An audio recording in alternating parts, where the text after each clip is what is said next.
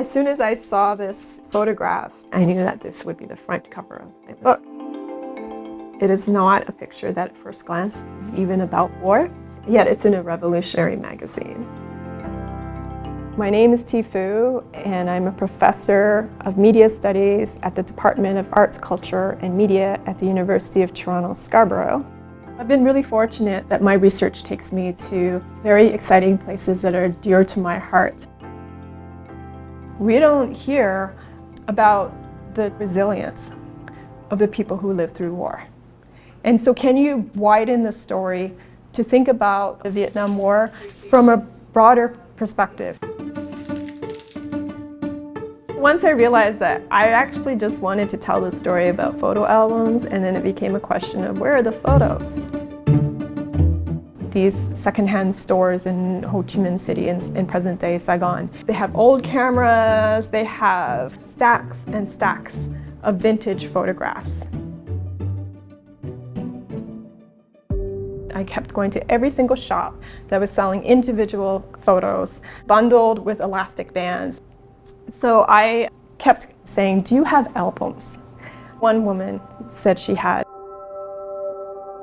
Normally I don't get into the back of anyone's car, but she had a scooter. So I got in the back of her scooter and we went through another neighborhood and went up to the rooftop where she was storing a whole bunch of albums, and I flipped through them and I pulled this album out and I looked at it and I thought, I'd never seen anything like that.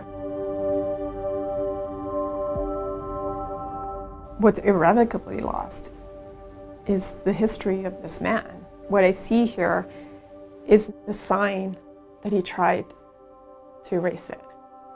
And what we have here is a trace, much as, you know, a footprint in the sand is not the foot itself, but the gap left. What I can glean from dedications and short notes scrawled on the versa of some of the portraits is that the album's maker, who appears here, was a man who worked for the South Vietnamese government as a member of the secret police, a position that after the establishment of the communist state after 1975 meant that he was targeted for political re-education and probably was sent to the camps. When I came back to Toronto, as I was turning the photos of this album with my parents, and they were sharing with me what they knew about this military academy, that they too were telling me this story that is also a family history. It was a deeply moving experience because at some point my father, he broke down looking at this photo of the man who graduated from that military academy.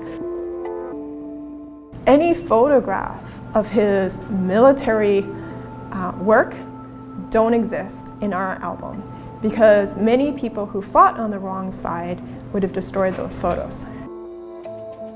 There are no photos of my father in uniform.